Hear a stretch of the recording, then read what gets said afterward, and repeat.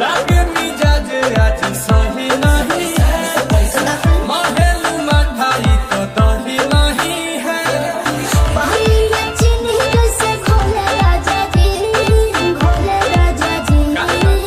पानी में चीनी कैसे घोले राजा जी, घोले राजा जी।